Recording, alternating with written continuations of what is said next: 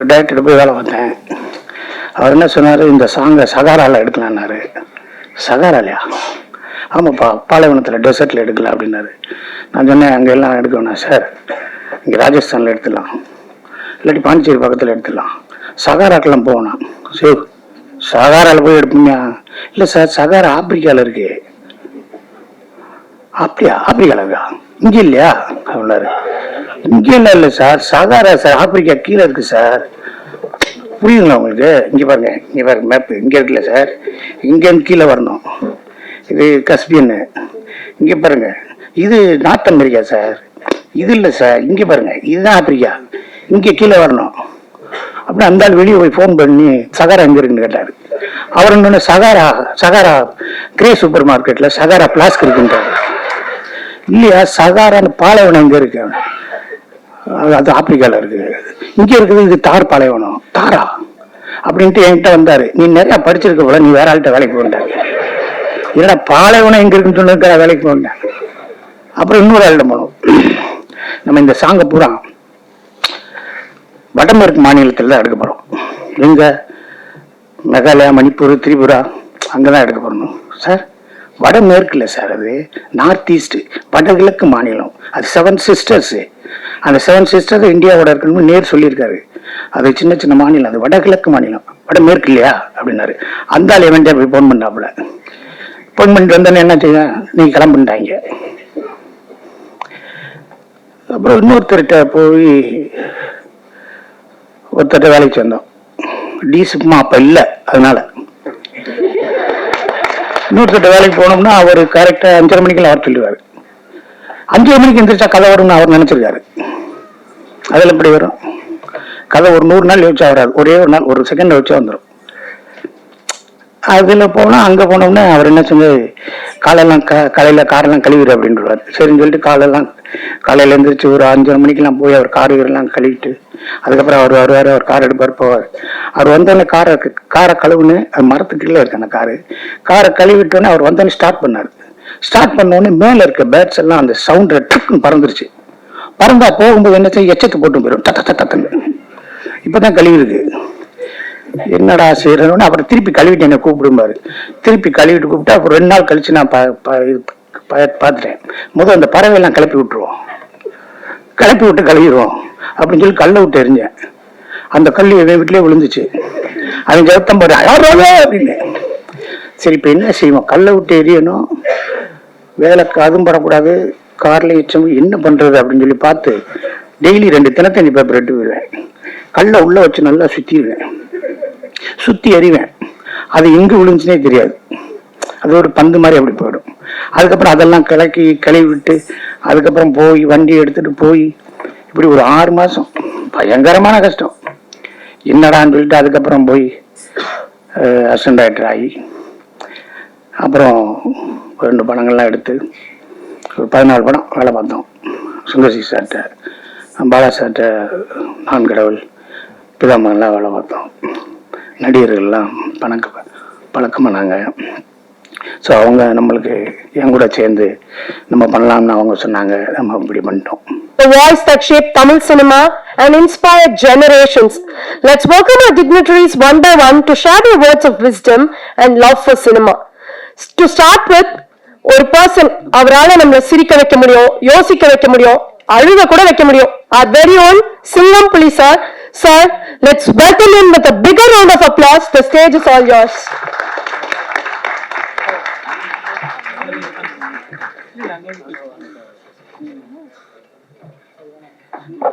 அவங்க பேச சொல்றாங்கன்னு தெரியாம போச்சு நம்மளுக்கு.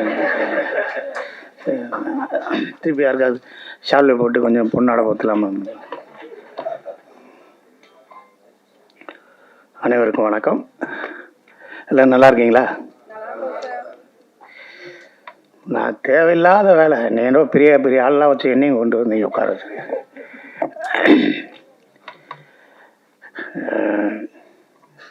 அந்த சீட்டு ஒன்று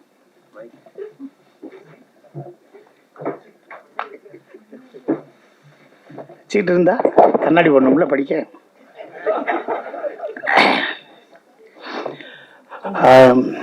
டிசிப்மா ஒரு 4 நாளைக்கு முன்னாடி ராசிகலப்பன் சார் எனக்கு ஃபோன் பண்ணார், இந்த மாதிரி ஒரு ஃபங்க்ஷன் இருக்குது, இவ்வளோ பெரிய இன்ஸ்டியூட் இருக்குது அப்படிங்கிறத ராசிகலப்பன் சார் தான் எனக்கு சொன்னார். அதுக்கப்புறம் ஃபாதர் பேசினார், நீங்கள் கண்டிப்பாக வரணும் அப்படின்னாங்க. தீபாவளிக்கு முன்னாடி எல்லாம் கொஞ்சம் ஷூட்டிங் எல்லாம் கம்மியாயிடும், ஏன்னா ஷூட்டிங் வச்சா போனஸ் கொடுக்கணும், ஷூட்டிங் வச்சா செட்டில் பண்ணணும், தீபாவளி கழிச்சு தரேன்னு சொல்ல முடியாது. எல்லாரும் தீபாவளிக்காக தான் அங்கே ஷூட்டிங்கே வர்றாங்க, அதனால ஷூட்டிங் எல்லாம் கொஞ்சம் இல்லை அப்படின்னு சொல்லிட்டு ஒரு வீட்டில் தான் இருந்தேன் 4 நாள். சரி வரலாம்னு சொல்லிட்டு, நான் சின்ன வயசுல சரியா படிக்க மாட்டேன்.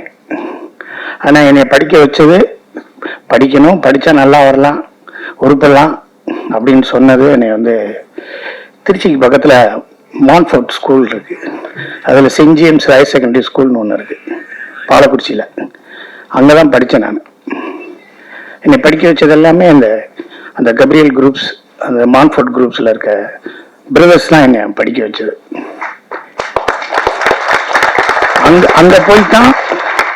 அங்கே போய்தான் இந்த ஒரு ஃபிலிம்லாம் இருக்குது, அப்படி இருக்குது, இப்படி இருக்குது, ரெக்ரேஷன் ஒன்று இருக்குது, மார்னிங் பிரேக்ஃபாஸ்ட்னு ஒன்று இருக்குது, லஞ்ச் இருக்குது, ஈவினிங் இருக்குது, அப்புறமேலு ஸ்டடி டயத்துலேருந்து காலையில் முதல் நாள் நைட்டு 7 மணிக்கு ஒருத்தர் பேசுகிறோம், மறுநாள் காலையில் 9 மணிக்கு தான் ஒருத்தருக்கு ஒருத்தர் பேசணும்.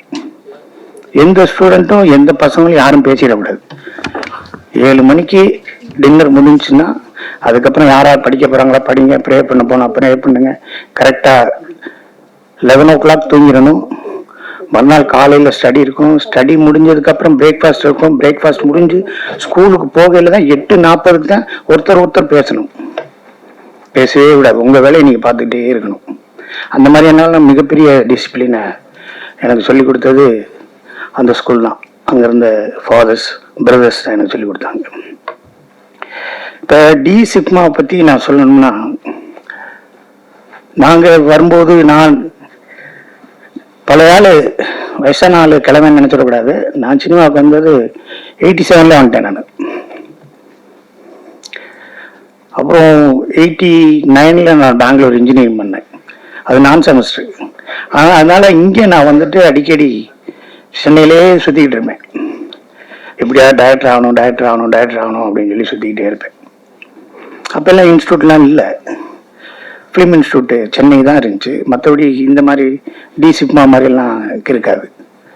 எடிட்டிங்னா என்ன, கேமரானா என்ன, ஸ்க்ரீன் பிளே எப்படி எழுதுறது, அதெல்லாம் எதுவுமே சொல்லித்தர மாட்டேன், யாரும் சொல்லித்தர மாட்டாங்க. 4 ஹிந்தி படம் பார்த்துருக்கேன், 2 இங்கிலீஷ் படம் பார்த்தேன். நான் வரும்போது 2 இங்கிலீஷ் படம் தான் பார்த்துருக்கேன். ஆனால் எங்கள் லெனின் சாரோட தந்தையார் பீம்சிங் எடுத்த எத்தனை படத்தையும் நான் பார்ப்பேன். தமிழ் படம் எல்லாத்தையும் பார்த்துருவேன். ஆனால் நான் இங்கே வரும்போது எனக்கு 4 ஹிந்தி படம், இந்த குர்பானி ஷோலே, அது மாதிரி एक दूजे के लिए ஹிந்தி படம், டங்கன் மங்கு, அப்புறம் ஒரு பாண்டு ஜேம்ஸ் பாண்ட் படம் தான் பார்த்துருக்கேன். அதுக்கப்புறம் இங்கே வந்து நம்ம அசிஸ்டன்ட் டைரக்டர் ஆகுறது எப்படி என்ன ஏதுன்னு ரொம்ப போராட்டம்.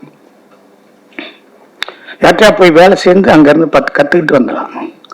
எப்படி கற்றுக்கிறது? ஒரு அசிஸ்டன்ட் டைரக்டர் ஒரு டைரக்டர் போய் வேலை பார்த்தேன். அவர் என்ன சொன்னார், இந்த சாங்கை சகாராவில் எடுக்கலான்னாரு. சகாராலையா? ஆமாப்பா, பாலைவனத்தில் டெசர்ட்டில் எடுக்கலாம் அப்படின்னாரு. நான் சொன்னேன், அங்கே எல்லாம் எடுக்க வேணாம் சார், இங்கே ராஜஸ்தானில் எடுத்துடலாம், இல்லாட்டி பாண்டிச்சேரி பக்கத்தில் எடுத்துடலாம், சகாராக்கெல்லாம் போகணும். சரி, சகாராவில் போய் எடுப்பீங்க? இல்லை சார், சகாரா ஆப்பிரிக்காவில் இருக்கு. அப்படியா? ஆப்பிரிக்காவில் இருக்கா? இங்கே இல்லையா அப்படின்னாரு. இங்கே இல்லை சார், சகாரா சார், ஆப்பிரிக்கா கீழே இருக்கு சார். புரியுதுங்களா உங்களுக்கு? இங்கே பாருங்க மேப்பு இங்கே இருக்குல்ல சார், இங்கேருந்து கீழே வரணும். இது கஸ்பியன்னு, இங்கே பாருங்க, இது நார்த் அமெரிக்கா சார். இது இல்லை சார், இங்கே பாருங்க, இதுதான் ஆப்பிரிக்கா, இங்கே கீழே வரணும். அப்படி அந்த ஆள் வெளியே போய் ஃபோன் பண்ணி சகாரா எங்கே இருக்குன்னு கேட்டார். அவர் இன்னொன்று சகாரா கிரே சூப்பர் மார்க்கெட்டில் சகாரா பிளாஸ்க் இருக்குன்றாரு. இல்லையா, சகாரான்னு பாலைவனம் இங்கே இருக்கு, அது ஆப்பிரிக்காவில் இருக்கு. இங்கே இருக்குது இது தார் பாலைவனம். தாரா அப்படின்ட்டு என்கிட்ட வந்தாரு. நீ நிறையா படிச்சிருக்க போல, நீ வேற ஆள்கிட்ட வேலைக்கு போகிற. இல்லைடா, பாலைவனம் எங்கே இருக்குன்னு சொன்னதுக்காக வேலைக்கு போகிட்டேன். அப்புறம் இன்னொரு ஆள்கிட்ட போனோம். நம்ம இந்த சாங்கை பூரா வடமேற்கு மாநிலத்தில் தான் எடுக்க போகிறோம். எங்க மேகாலயா, மணிப்பூர், திரிபுரா அங்கதான் எடுக்க போறணும் சார். வடமேற்குல சார், அது நார்த் ஈஸ்ட், வடகிழக்கு மாநிலம். அது 7 சிஸ்டர்ஸ். அந்த 7 சிஸ்டர்ஸ் இந்தியாவோட இருக்கணும்னு நேர் சொல்லியிருக்காரு. அது சின்ன சின்ன மாநிலம், அது வடகிழக்கு மாநிலம், வடமேற்கு இல்லையா அப்படின்னாரு. அந்த ஆள் எவன்டே போய் போன் பண்ணாப்புல. போன் பண்ணிட்டு வந்தோன்னு என்ன செய்ய, நீங்க கிளம்புட்டாங்க. அப்புறம் இன்னொருத்தர்கிட்ட போய் ஒருத்தர்கிட்ட வேலைக்கு வந்தோம். டிசிப்மா அப்ப இல்லை, அதனால இன்னொருத்தர்கிட்ட வேலைக்கு போனோம்னா அவர் கரெக்டா 5:30 மணிக்கெல்லாம் வர சொல்லுவாரு. 5 மணிக்கு எந்திரிச்சா கதை வரும்னு அவர் நினைச்சிருக்காரு. அதில் எப்படி வரும் கதை? ஒரு 100 நாள் யோசிச்சா வராது, ஒரே ஒரு நாள், ஒரு செகண்ட் யோசிச்சா வந்துடும்.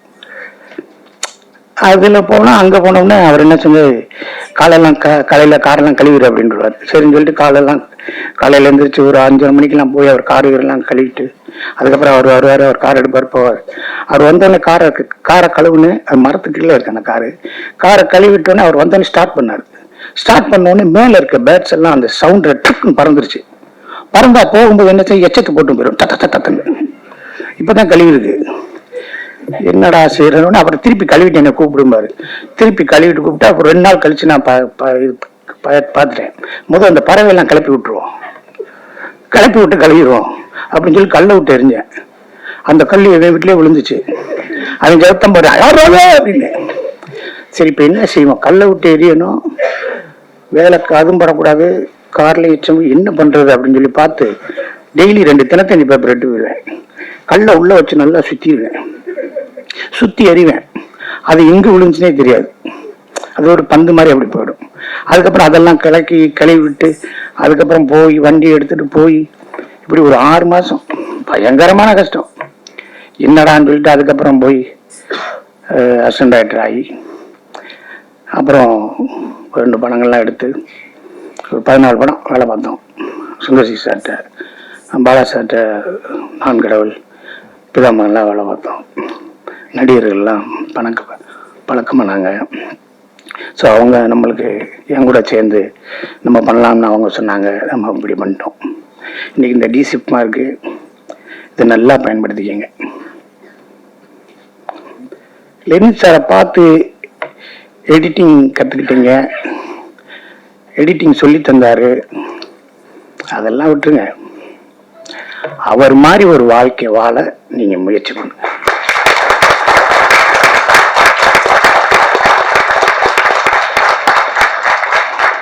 அவர் ஒரு லைஃப் ஒன்று வாழ்றாரு பாருங்க. அவர் லைஃப் ஒன்று இருக்கும் தெரியுமா உங்களுக்கு? ஒரு சைக்கிள் எடுத்துகிட்டே போவார், பஸ்ஸில் போவார், நேஷ்னல் அவார்டு வின்னரு, மிகப்பெரிய எடிட்டரு, நம்மளுக்கு போற்றுதலுக்குரிய ஆள், தமிழ் சினிமாவின் அடையாளம். அவர் வாழ்ற ஒரு சின்ன எளிமையான ஒரு வாழ்க்கை இருக்கு பாருங்க. அதெல்லாம் நம்ம நினைச்சு பார்த்தா கூட என்ன சொல்லுவாங்க, என்ன சொல்லுவாங்கன்னா, சினிமாவில் பெரிய வருமானம் இல்லைன்றாங்க, பெருசா சம்பாதிக்கல போல. இப்ப நம்ம பஸ்ல ஏறி போறோம்னு வச்சுக்க, எல்லா படத்தையும் நடிப்பீங்க, அவ்வளவா காசு தர மாட்டாங்களா உங்களுக்கு? ட்ரெயின்ல போனாலும் அப்படித்தான் சொல்லுவாங்க. நம்ம கண்டிப்பா பிளைட்ல தான் போகணும், மக்களுக்கு அடுத்தவங்களுக்காக நம்ம வாழ்றோம். ஆனா அப்படி எல்லாம் கிடையாது. நானும் ரொம்ப ட்ரை பண்றேன், நான் முயற்சி பண்றேன், அது நடக்குமான்னு தெரியல. லெனின் சார் மாதிரி ஒரு வாழ்க்கையை வாழணும். இங்க இருக்க எல்லாரும் ஃபாதர்ஸ் எல்லாருமே சேர்ந்து இந்த ஒரு டிசிப்மாங்கிற ஒரு மிகப்பெரிய ஒரு விஷயம் பண்ணியிருக்காங்க. 3rd கான்வெகேஷன் வரைக்கும் வந்துருச்சு. இந்த கான்வெகேஷன்ல இன்னைக்கு நீங்க பட்டம் வாங்கிட்டோன்னே இது நிறைவடையில, இதுதான் பிகினிங். இப்ப நான் பார்த்திருக்கேன் 4-5 படங்கள்லாம், சின்ன சின்ன ஷார்ட் பிலிம்லாம் மாதிரி. ஹியூமர் எடுக்க பாருங்க, நல்ல சினிமாவை எடுக்க பாருங்க, நல்ல சினிமாவில் நகைச்சுவை எடுக்க பாருங்க. ஹிட்லர் நாசிக்கு ஜெர்மன்ல, அப்போ நம்ம நாசிக்கை பற்றி சொல்லணும், நம்ம என்னென்ன பண்ணிக்கிருக்கோம் அப்படின்னு உலகத்துக்கு பூரா சொல்லணும். எப்படி சொல்றது, யார்கிட்ட வச்சு சொல்றது அப்படி இப்படின்னு யோசிச்சாங்க. அப்போ சார் இந்த சார்லி சாப்ளின் ஒரு ஆள் இருக்கார் சார், அந்த ஆள் பயங்கரமான ஹியூமர் இருக்கு, காமெடி படமெல்லாம் எடுக்கிறாரு. அவர்கிட்ட வச்சு நம்ம நாசிக்கோட கொள்கையெல்லாம் சொன்னோம்னா உலகம்புறம் படம் வருது. பேசவே மாட்டா சார். இருந்தாலும் நம்ம கொள்கையெல்லாம் தெரிஞ்சிடும், கூப்பிட்டு சார்லி சாப்ளினை கூப்பிடுன்னு பேசினாரு. பேசி கீசி பார்த்துட்டு அவருக்கு டின்னர்லாம் வச்சாரு, சாப்பிட்டாரு, வச்சாரு. சரின்னு சொல்லிட்டு போயிட்டாரு. போயிட்டு இந்த நாசிக்கு எவ்வளவு தூரமான ஒரு அபத்தமான இயக்கம், கொள்கை, இது உலகத்துக்கு ஒத்து வராத ஒரு விஷயம்னு இந்த கிரேட் டிக்டேட்டர்னு ஒரு படத்தை எடுத்து விட்டார். அதை எடுத்தா ஹிட்லர் என்ன செய்வார்னு அவருக்கு தெரியும், ஆனா இருந்தாலும் எடுத்துட்டார். அதனால நீங்க நம்ம ஒரு வாழ்க்கைய படமாக பாருங்க. ஒரு பெரிய ராஜா அவர் மனைவியை தூக்கிட்டு போயிட்டாங்க, சிலவனுக்கு திருப்பி கொண்டு வந்தாங்களா, 2 பேர் சேர்ந்து வாழ்ந்தாங்களா? ராமாயணம் 2 பேர் இருக்கணும் கதை. 5 பேர் அங்கிட்டு 100 பேர், 2 பேருக்கும் பிரச்சனை, சூடு விளாண்டாங்க, தோத்துட்டாங்க, திருப்பி நாட்டை அடைச்சாங்களா? அதான் மகாபாரதம். எனக்கு கதை வரல, காவியம் வரல, பெரிய படம் எடுக்க முடியாது அப்படின்னாங்கிறத விட நீங்க பெரிய கிரியேட்டர்லாம் இருக்க வேண்டாம், கிரியேட்டர்லாம் வேண்டாம், சூஸரா இருங்க. நல்ல விஷயத்தை தேர்ந்தெடுக்கிற மாதிரி வாங்க. நீங்க சூஸரா இருந்தாலே வெற்றி பெற்றலாம். ஒரு அழகான கதையை எடுத்து, நல்ல கதை, வேர்ல்டு பெஸ்ட் செல்லிங் நாவல் ஒன்று இருக்கும், தி லே மிசரபிள்ஸ்னு ஒன்று இருக்கும், இட்ஸ் கால்டு பாவர்ட்டி. அதை நீங்க எடுங்க. உலகத்தின் மிகப்பெரிய நாவல் எடுங்க, இதிகாசம், இந்த பொன்னியின் செல்வன்லாம் இருக்குல்ல, அது மாதிரி ஒரு நல்ல நாவல் எடுங்க. அதை ஒருத்தர் திரைக்கதை எழுத சொல்லுங்க. நீங்களே எல்லாம் செய்யணும்னு ஆசைப்படாதீங்க. திரைக்கதை பெருசா ஒருத்தர் அவரை வச்சு எழுத சொல்லுங்க. இந்த படத்தை யாரை எடிட் பண்ணி கொடுப்பா? லெனின் சார் மாதிரி அவர்கிட்ட எடிட்டிங் கொடுங்க. இந்த படத்தை யாரு அழகா விஷுவல் பண்ணுவா? இந்த சார் மாதிரி கேமராமேனை வச்சுக்கோங்க. நீங்க டைரக்ஷன் பண்ணுங்க. டைரக்ஷனே தெரியலையா? உங்களுக்கு என்ன வேணும்னு கேமராமேன் சொல்லுங்க. நல்ல ஸ்கிரீன் பிளே, நல்ல டயலாக் கூட பேப்பரை கீழே போட்டு போயிருங்க, கேமராமேன் எடுத்து கொடுத்துருவாரு.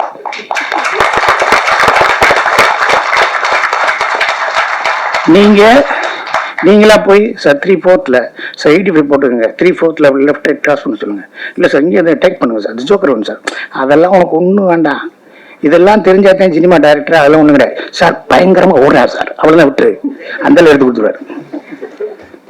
எப்படி சார் வெறித்தனமாட்டான் சார், இது சார் ஸ்ப்ரே அப்படியா அங்கே ஓடியா சொல்லியா ஃப்ரண்ட் சார், முன்னாடி ஓடியானு சார், ஃப்ரண்ட்டில் எடுத்து கொடுப்பாரு, சைடில் போனால் எடுத்து கொடுப்பாரு சார், இது மேலேருந்து ஒரு கழுகு பார்க்கு சார், அந்த டோனை போட்டு எடுத்து கொடுத்துருவாரு.